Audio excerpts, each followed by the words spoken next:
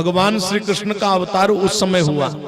किस समय हुआ कि भूमि दीप्त निपव्याज दैत्यानि कुशतायुतैः आक्रांता भूरि भारेण ब्रह्मांडम शरणम ययौ। सब लोग हरे नमः जोर से बोला करो, तब तो कथा श्रवण करने का फल पूरा मिलेगा।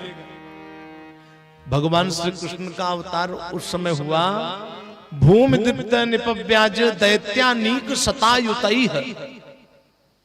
जब पृथ्वी देवी दैत्यों के अंश से उत्पन्न राजाओं की कई अक्षौणी सेना के भार से पीड़ित हो गई, ब्रह्मा जी के पास गई। पृथ्वी देवी अपने दुख को बताई, अपने कष्ट को बताई। तो ब्रह्मा जी बोले पृथ्वी देवी इस समय आपके ऊपर जो भार है उसको मैं नहीं उतार सकता। शंकर जी के पास गए, शंकर जी ने भी कहा कि पृथ्वी देवी इस समय आपके ऊपर जो भार है उसको मैं भी नहीं उतार सकता। बैकुंठ गए भगवान नारायण की शरण में। भगवान नारायण ने कहा कि पृथ्वी देवी आपके ऊपर जो भार है उसको मैं भी नहीं उतार सकता। तो पृथ्वी देवी बोली तो इस बार के भार को फिर उतारेगा कौन? तो भगवान बैकुंठाधीश नारायण, गर्ग संहिता में लिखा गया, भागवत में नहीं, ये कथा गर्ग संहिता में आई है, ध्यान देना आप लोग। भगवान नारायण बोले पृथ्वी देवी आप चिंता मत करो, आपके ऊपर जो भार है इस भार को वृंदावनेश गिरिराजपते ब्रजेश गोपाल वेश कृतनेत्य बिहार लील राधापते श्रुतिधराधिपते धराम तम गोवर्धनो धरण ओदर धर्मधारा कि वृंदावनेश गिरिराजपते ब्रजेश। वृंदावन में निवास करने वाले, गोपाल के भेष में गैयों को चराने वाले, गिरिराज गोवर्धन को अपनी एक ही उंगली पर धारण कर लेने वाले, जो गोलोक धाम में गोविंद निवास कर रहे हैं, वही आपके भार को उतारेंगे। अब तो ब्रह्मा शंकर पृथ्वी देवी इनको बड़ा आश्चर्य हुआ कि क्या भगवान नारायण से भी श्रेष्ठ कोई है? भगवान नारायण बोले हाँ, मुझसे भी श्रेष्ठ स्वयं तो संख्याण्ड पतिम परात्परम राधा पतिम त्वाम शरणम व्रजाम्यहम्। मुझसे भी श्रेष्ठ जो अनंत अनंत ब्रह्मांड के एकमात्र स्वामी कृष्ण हैं, वो हैं।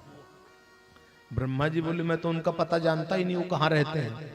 भगवान नारायण बोले मैं जानता हूं, चलो, क्योंकि भगवान नारायण वामन अवतार लिए थे और जब पृथ्वी को स्वर्ग को नाप रहे थे तो उनका पांव स्वर्ग से ऊपर गया, ब्रह्मांड में टकराया, ब्रह्मांड फट गया, वहीं से बिरजा नदी बही। भगवान नारायण ब्रह्मा जी को लिए, शंकर जी को लिए, पृथ्वी देवी को लिए ब्रह्मांड के ऊपर गए तो बिरजा नदी बह रही थी और उसमें एक दो ब्रह्मांड नहीं, अनंत अनंत असंख्य ब्रह्मांड बिरजा नदी में तैर रहे थे। भगवान नारायण बोले ब्रह्मा जी, शंकर जी ध्यान से देखो, ये बिरजा नदी में अनंत अनंत ब्रह्मांड तैर रहे हैं और इन सब में अलग अलग ब्रह्मा हैं, अलग अलग शंकर हैं, अलग अलग नारायण हैं और इन सब के स्वामी भगवान श्री कृष्ण हैं। तभी भागवत में लिखा गया है एते चांस कला पुंसा कृष्णस्तु भगवान स्वयं। भगवान श्री कृष्ण का जो अवतार है वो परिपूर्णतम है। कृष्णात् परम किमपि तत्व महम न जाने। भगवान श्री कृष्ण से बढ़कर के और कोई दूसरा तत्व नहीं है। कृष्णम वंदे जगत गुरुम। भगवान के 5 प्रकार के अवतार होते हैं, बड़े ध्यान से सुनना। 5 प्रकार के अवतार होते हैं भगवान के, अंश, अंशांश, कला, पूर्ण और 5वां है परिपूर्णतम। तो श्री कृष्ण का जो अवतार है वो परिपूर्णतम है। अब बिरजा नदी को पार किए ब्रह्मा शंकर नारायण पृथ्वी देवी और 50,000 करोड़ योजन ऊपर गए तो दिव्य गोलोक धाम आया। और उस गोलोक धाम की महिमा का वर्णन तो कोई कर ही नहीं सकता। ब्रह्मा जी आगे आगे चले जा रहे हैं। गोलोक धाम के मुख्य फाटक पर सच्चंद्राना नाम की गोपी खड़ी थी। ब्रह्मा जी 4 मुख लिए आगे आगे चले जा रहे हैं। जैसे प्रवेश करने लगे तो सच्चंद्राना नाम की गोपी बोली रुको, कौन, कहां से आए हो? ब्रह्मा बोले मुझको नहीं पहचान रही हो? मैं ब्रह्मा। तो सच्चिदानंद नाम की गोपी बोली, यहाँ सैकड़ों ब्रह्मा रोज हाजिरी लगाने आते हैं, तुम किस ब्रह्मांड के ब्रह्मा हो? तो ब्रह्मा की बुद्धि चकराए कि ब्रह्मांड भी कई होते हैं। भगवान नारायण पीछे खड़े थे, ब्रह्मा जी के कान में बोले कि बता दो कि मैं पिछली ब्रह्मांड का ब्रह्मा हूं, जहां एक बार भगवान वामन अवतार लिए थे। ब्रह्मा जी बोले मैं पिछली ब्रह्मांड का ब्रह्मा हूं, जहां एक बार भगवान वामन अवतार लिए थे। इतना सुनते ही सच्चिदानंद नाम की गोपी प्रसन्न हो गई, अब बड़े प्रेम से भीतर जाने दी। अब ब्रह्मा जैसे भीतर गए गोलोक धाम में, क्या देखते हैं सामने से 8 मुख वाले ब्रह्मा चले आ रहे हैं। ब्रह्मा बोले अभी तक तुम्हें 4 मुख वाला अपने आप को जान रहा था, 8 मुख वाले ब्रह्मा। और भीतर गए गोलोक धाम में, ब्रह्मा शंकर नारायण पृथ्वी देवी। तो गोलोक धाम में एक दासी झाड़ू लगा रही थी। शंकर जी देखे, सोचे यही राधा महारानी है। शंकर जी दौड़ के गए उसके चरण में गिर पड़े। वो दासी बोली क्या कर रहे हैं आप, मेरे को क्यों प्रणाम कर रहे हैं, मैं राधा महारानी नहीं हूं। तो जिस गोलोक धाम की दासी इतनी सुंदर है, तो ब्रजेश्वरी ब्रजाधिपे श्रीराधिके नमोस्तुते, राधा महारानी की सुंदरता का वर्णन तो कोई कर ही नहीं सकता। तभी तो संत लोग कहते हैं, भक्त लोग। श्रोताओं, अब गोलोक धाम में और भीतर गए ब्रह्मा शंकर नारायण पृथ्वी देवी। जब गोलोक धाम में और भीतर गए तो क्या देखते हैं, गोलोक धाम में एक दिव्य सिंहासन लगा है, और उस दिव्य सिंहासन पर राधा माधव सुंदर स्वरूप धारण करके बैठे हैं। गोलोक धाम में जैसे राधा वैसे माधव, जैसे माधव वैसे राधा। देखो, राधा और माधव में स्त्री और पुरुष का भाव मत लाना कि राधा स्त्री है कृष्ण पुरुष है। शास्त्रों में लिखा गया राधा कौन है, राधा किसका नाम है? कृष्ण का जो प्राण है उसी का नाम राधा है। कृष्ण का जो प्राण है उसी का नाम राधा है। एकम ज्योतिर्द्विधा भिन्नम राधा माधव रूपकम, एकम ज्योतिर् द्विधा भिन्नम राधा माधव रूपकम। ये एक है और लीला करने के लिए 2 स्वरूप धारण कर लिए। श्रोताओं, राधा माधव दिव्य सिंहासन पर बैठे। भगवान का जो धाम है गोलोक धाम, वहां सब प्रसन्न रहते हैं, एक रस में, एक आनंद में। भगवान पृथ्वी देवी को देखे, बोले कल्याणी तुम्हें क्या दुख है, तुम अपने नेत्रों से अश्रुओं की धारा क्यों बहा रही हो? तो पृथ्वी देवी दोनों हाथ जोड़ ली और क्या बोली कि जयतु जयतु देवो देवकी नंदनोयम, जयतु जयतु कृष्णा वृष्णिवंशः प्रदीपः, जयतु जयतु मेघा श्यामलः कोमलांगम, जयतु जयतु पृथ्वी भारनासो मुकुंदः, सजल जलधनीलम दर्शितो दारशीलम, करतल धृत शैलम वेणुवाद्यैरसालम, ब्रजजन कुलपालम कामनी के लिलोलम, तरुण तुलसी मालम नौमि गोपाल बालम, तरुण तुलसी मालम नौमि गोपाल बालम। प्रभु आप प्रकट हो जाइए, पृथ्वी भार नाशो मुकुंदा, मेरे ऊपर जो भार है उस भार को उतारने के लिए गोविंद आप प्रकट हो जाइए। भगवान के शरण में जाने की देरी है, कृपा होने में देरी नहीं है। भगवान बोले मैं प्रकट होऊंगा। तो बगल में राधा महारानी बैठी थी, चक्कर आया, गिर पड़ी। श्याम सुंदर जल का छींटा मारे, बोले ब्रजेश्वरी राधे तुमको चक्कर कैसे आ गया? तो राधा महारानी बोली प्रभु आप पृथ्वी का भार उतारने के लिए चले जाएंगे तो मैं अकेले इस गोलोक धाम में रहूंगी कैसे? बिना आपके तो मैं एक क्षण भी नहीं रह सकती। तो भगवान बोले तुम भी मेरे साथ प्रकट हो जाओ राधा महारानी से, अब मेरी लीला में हाथ बटाओ। तो राधा महारानी बोली प्रभु मैं वहां कैसे प्रकट हो जाऊं जहां न गिरिराज गोवर्धन है, न जमुना जी हैं, न सेवा कुंज है, न बंसीवट है, न जमुना तट है, न गिरिराज गोवर्धन है, वहां में कैसे प्रकट होगा? भगवान बोले ब्रजेश्वरी राधे, अगर तुम प्रकट होने का निश्चय कर रही हो तो ये ब्रज 84 कोस की भूमि भी हमारे साथ प्रकट होगी। तो वृंदावन आज भी है कि नहीं, जहां भगवान प्रकट होकर के सुंदर सुंदर लीला किए थे। भगवान बोले मैं प्रकट होऊंगा। और इधर भागवत में सुखदेव स्वामी जी परीक्षित से बोले कि महाराज ब्रह्मादि देवता क्षीर सागर के तट पर भगवान की स्तुति की, आकाशवाणी हुई, गिरम समाधौ गगने समीरिताम निशम्य वेदास्त्रिदशानुवाच। भगवान बोले मैं यदुवंश कुल में मथुरा मंडल में वसुदेव के यहाँ प्रकट होऊंगा। अब तो जितने देवता थे कुछ मथुरा मंडल में गोप बनने लगे, कुछ ब्रज मंडल में गोप बनने लगे, देवांगनाएं गोपिकाएं बनने लगी। ठीक इसी अवसर पर सूरसेन के पुत्र वसुदेव का विवाह देवक की पुत्री देवकी के साथ संपन्न हुआ। और जैसे ही विवाह संपन्न हुआ तो उग्रसेन का पुत्र कंस, बड़े ध्यान से सुनना, अपनी चचेरी बहन देवकी को बड़े प्रेम से रथ पर बैठाया और छोड़ने के लिए नगर से बाहर निकला, स्वयं रथ को चलाते हुए। तो यहीं पर लीला बिहारी की लीला प्रारंभ हो गई।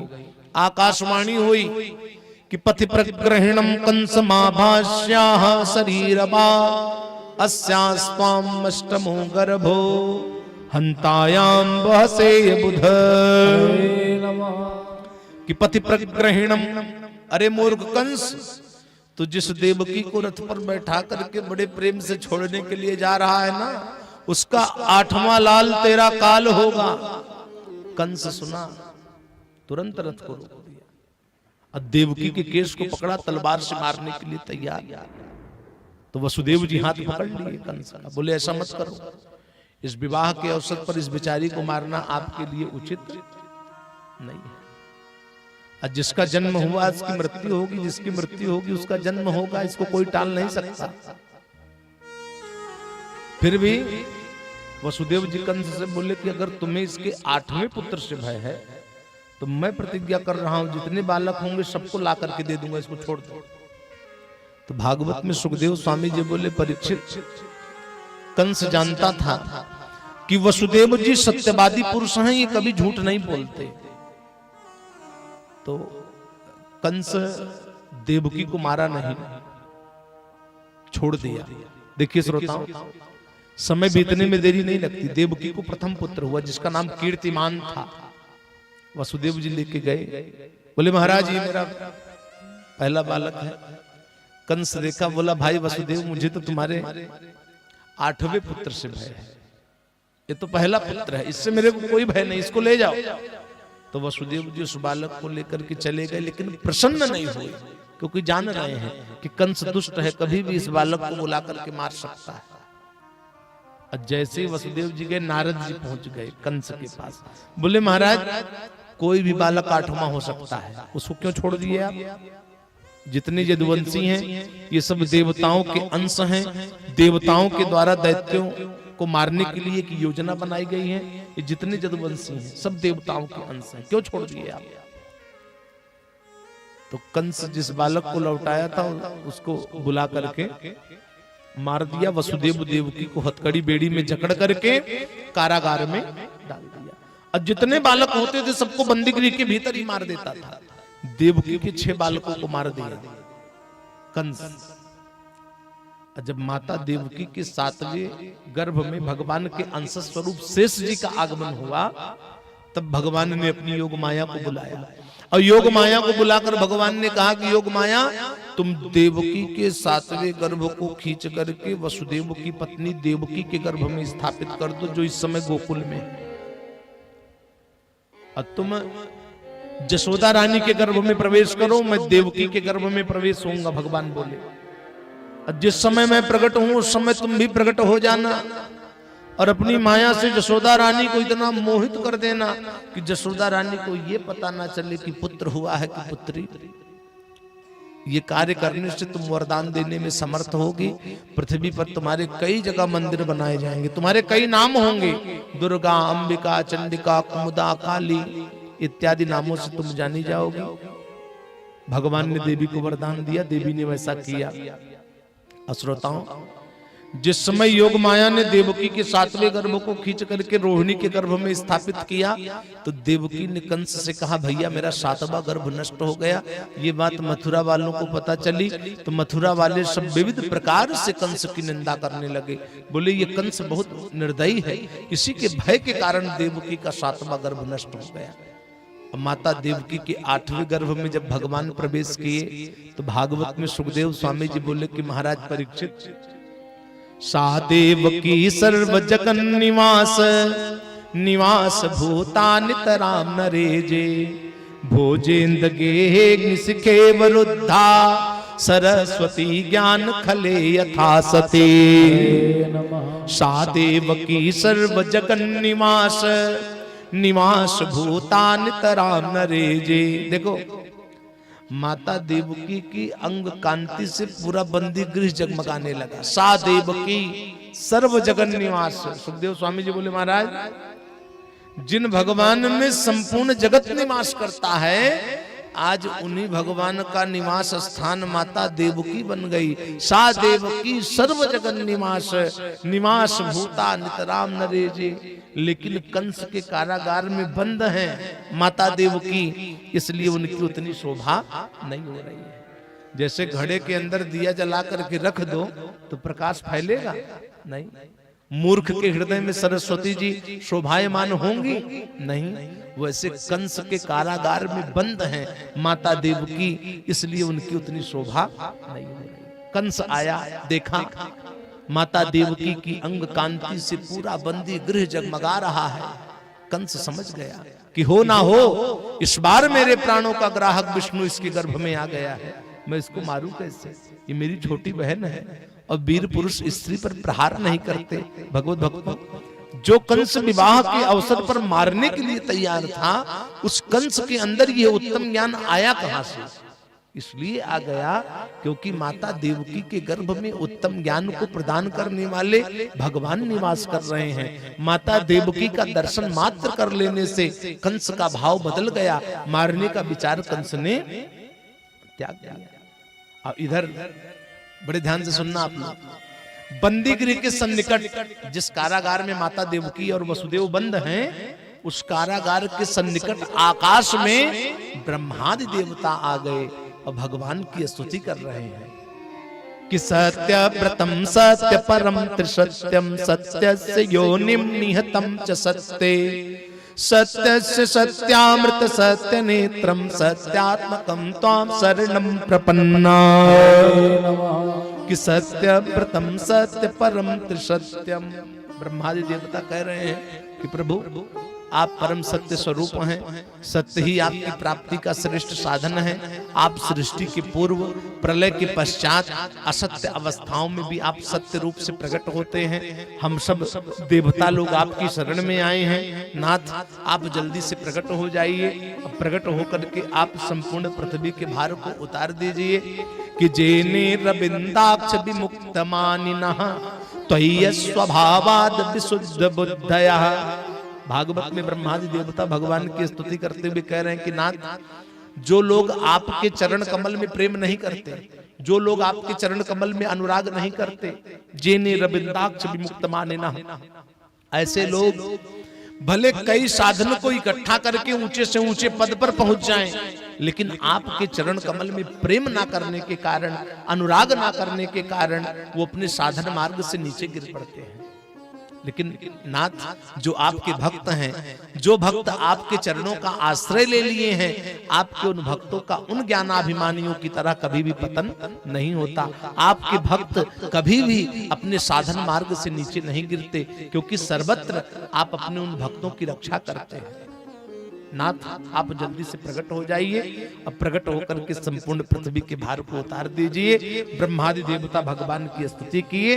अब भागवत में सुखदेव स्वामी जी बोले, परीक्षित, जब भगवान श्री कृष्ण अवतार लेने का निश्चय किए, जब भगवान श्री कृष्ण प्रकट होने का निश्चय किए, श्रोताओं, यद्यपि अर्धरात्रि का समय था, फिर भी सरोवरों में तरह तरह के कमल के पुष्प खिल उठे वनों में वृक्षों की पंक्तियां रंग बिरंगे पुष्पों के गुच्छों से लद गई। आकाश में गंधर्वगण, यक्षगण, सिद्धगण भगवान की कीर्ति का गान करने लगे।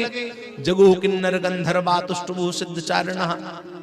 और सबके देखते ही देखते अनंतानंत सर्वेश्वरेश्वर अखिल कोटि ब्रह्मांड नायक ब्रह्मादि सुरवंदित चरणारविंद निर्गुण निराकार स्वेच्छामय गोप भेष माया माये सुबेश सुशील शांत सर्वकांत दांत व्यक्ता व्यक्त निरंजन भार अवतारण शोक संताप गसन जरा मृत्यु भयादि हरण शरण भक्त संचित धन आनंद कंद ब्रज बल्लभ गोपी जन बल्लभ कमल नयन भगवान श्री कृष्ण अपने दिव्य स्वरूप में स्थित होकर के जब दिव्य स्वरूप धारण करके माता देवकी के गर्भ का आश्रय लेकर के जब भगवान प्रकट हुए तो आकाश में देवतागण दुंदुभी बजाते हुए पुष्पों की वर्षा करने लगे और चारों तरफ से आवाज आई, बोलो बाल कृष्ण भगवान की जय हो जय हो जय हो। सब लोग 3 बार जयकारा लगाएंगे, बोलो बाल कृष्ण भगवान की जय हो जय हो जय हो।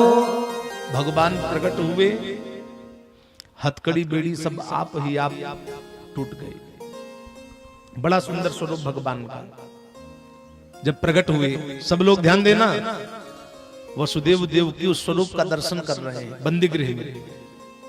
तमद्भुतम बालकमंबुजे क्षणम चतुर्भुजम शंख गदायुधायुधम श्रीवत्स लक्ष्मम गल सौभिकौस्तुभम पीतांबरम सांद्र पयोदसौभगम तमद्भुतम बालकमंबुजे क्षणम। तमद्भुतम बालकमंबुजे क्षणम, अद्भुतम बालकम। भगवान का जन्म नहीं हुआ है, वर्षाकालीन मेघ के समान श्यामल शरीर है जिस पर बिजली की तरह झिलमिलाता हुआ रेशमी पीतांबर शोभायमान है। 4 भुजाएं हैं, शंख चक्र गदा पद्म धारण किए हुए भगवान। चतुर्भुजम अद्भुतम तमद्भुतम बालकम। श्रोताओं, वसुदेव देव की हाथ जोड़ करके खड़े हैं।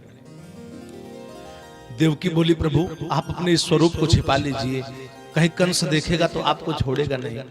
भगवान मंद मंद मुस्कुराए, बोले मैया अब आप क्यों चिंता कर रही हो, मैं तो कंस का कंस हूँ, काल का काल हूँ, ईश्वर का ईश्वर हूँ, आपका लाल हूँ। और वसुदेव जी से भगवान बोले कि बाबा आप मुझको यहाँ से लेके चलिए गोकुल, वहां मेरी योग माया प्रकट हुई है, उसको यहाँ लाइए, मेरे को वहां छोड़ दीजिए। तो वसुदेव जी बालकृष्ण भगवान को जब अपने सिर पर रखे और जब चले तो ता कृष्ण बाहे वसुदेव आगते स्वयं व्यवरयंत यथा तमो रवे ववर्ष परजन्य उपांशु गर्जिता शेषोन्मगाद्वारि निवारयन् प्रणये मघो निवर्षत् शक्ति यमानुजा गंभीर तो योग जवो निफे नीला भयानकावर्त सताकुला नदी मार्गम ददौ सिंधुरिवस्त्रियः पते।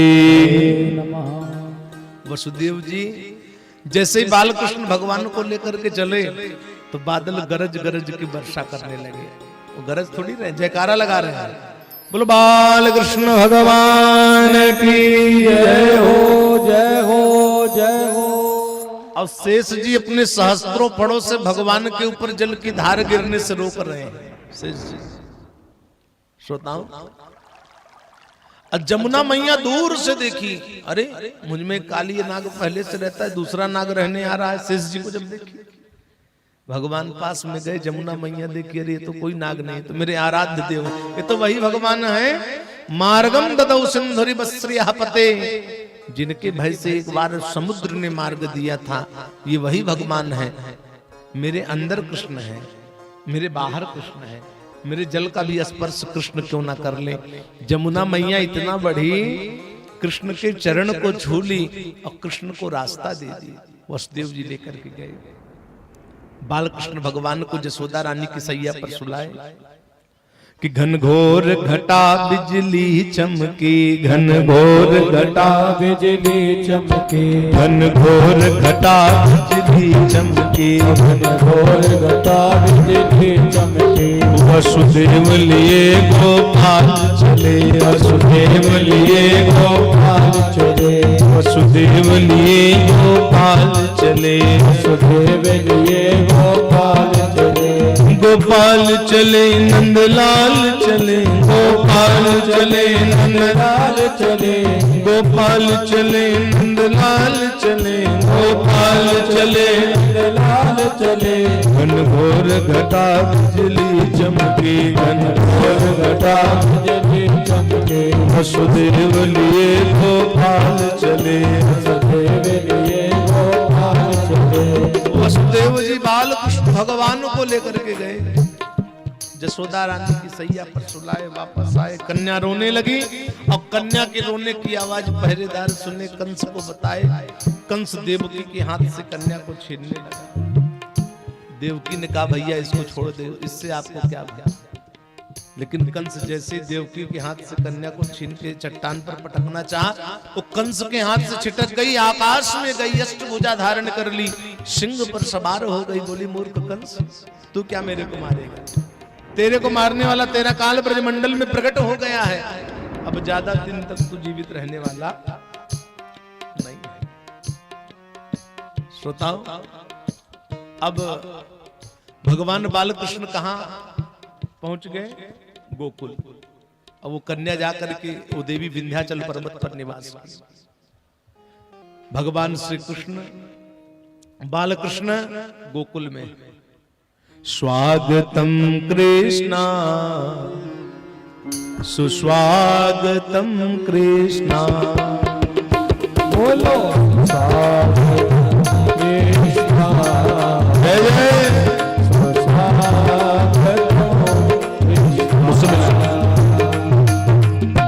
स्वागतम कृष्णा सुस्वागतम कृष्णा।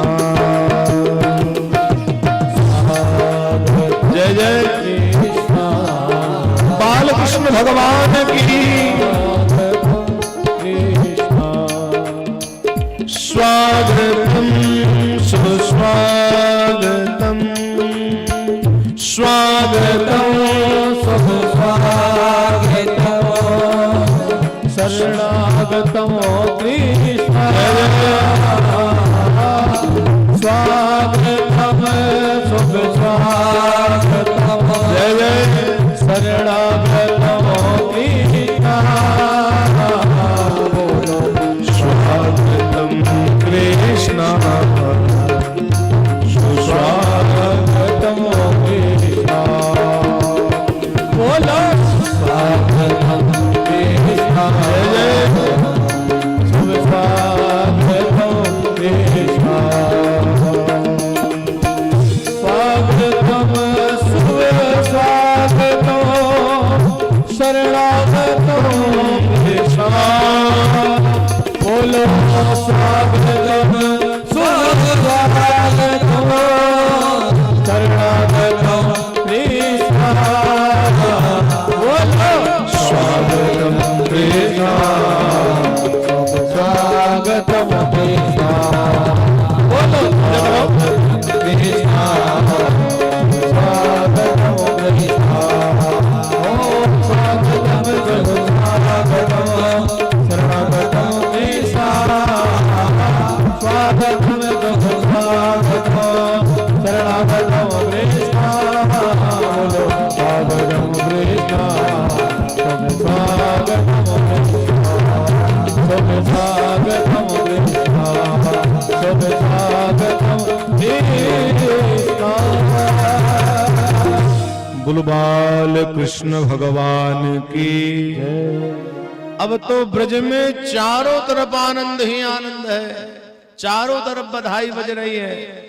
आप लोग भी बोलेंगे मेरे साथ, सब लोग बधाई हो, बधाई हो, बधाई हो, बधाई हो। ब्रज में चारों तरफ आनंद ही आनंद।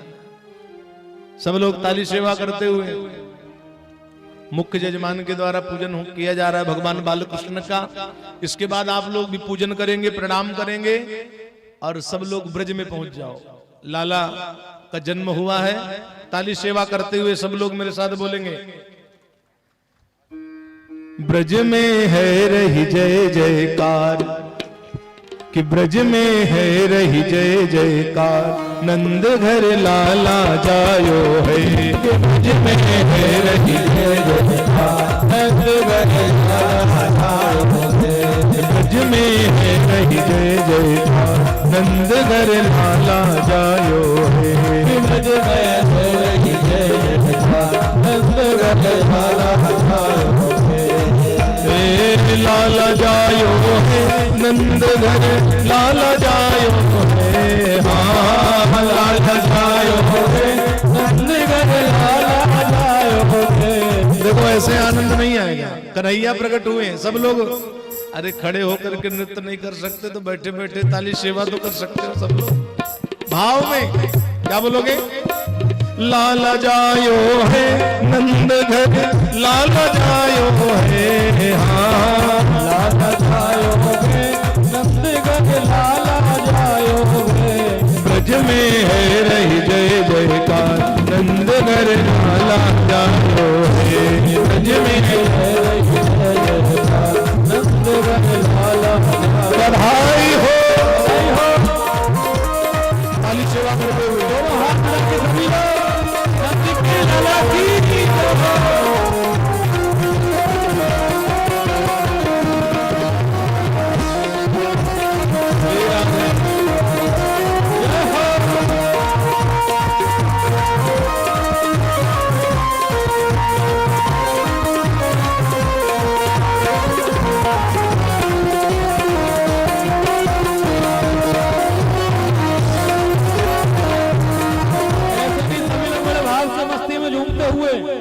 दोनों हाथ उड़ा के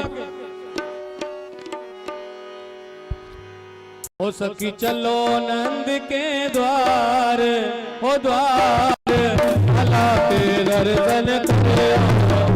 चलो नंद के द्वार, ओ द्वार भला के दर्शन करे। लाला के दर्शन करे, लाला के दर्शन करे, ओ लाला के दर्शन करे, लाला के दर्शन करे। सखी चलो सखी चलो सखी चलो नंद के द्वार, ओ द्वार लाला के दर्शन करे। सखी चलो नंद के द्वार, ओ द्वार लाला के दर्शन करे। बधाई हो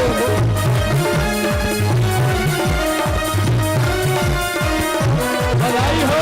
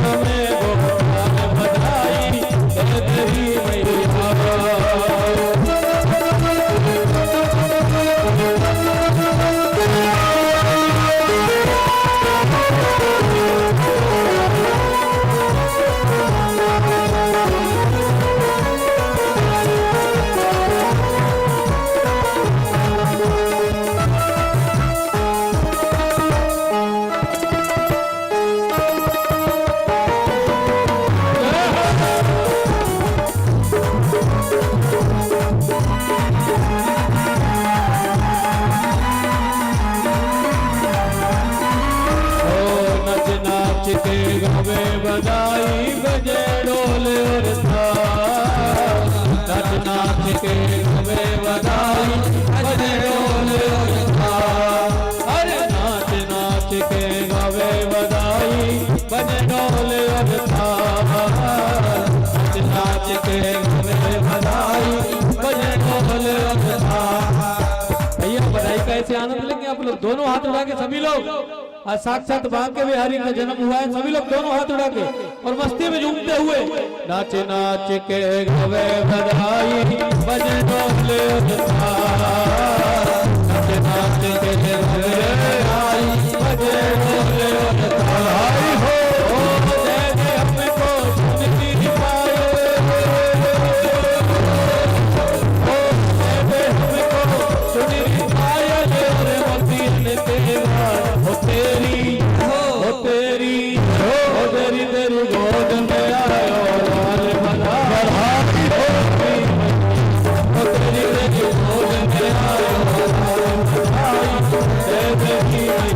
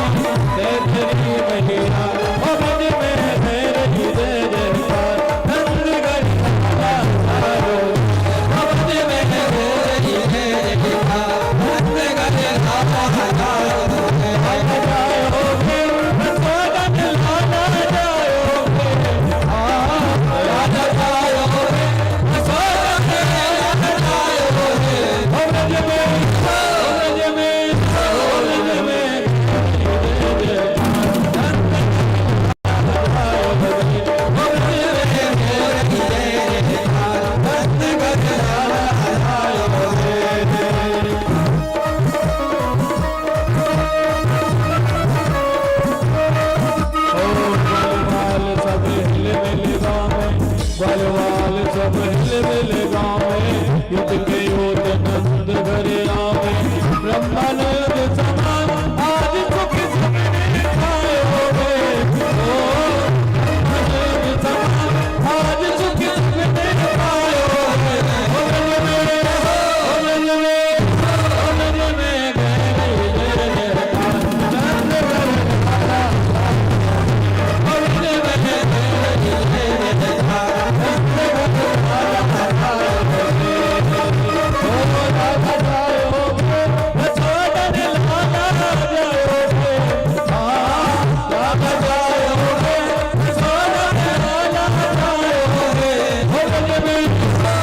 केवल और केवल 5 मिनट दोनों हाथ उठा के सभी लोग, दोनों हाथ उठा के सभी लोग ऐसे। और क्या कहना है? ओ जोगे जोगे देवरिया सोना पिया तेरो नैन,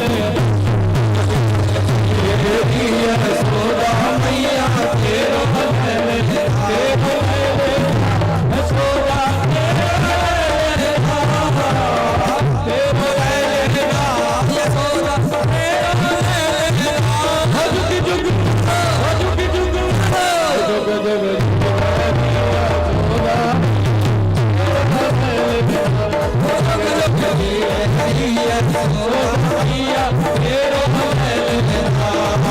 Oh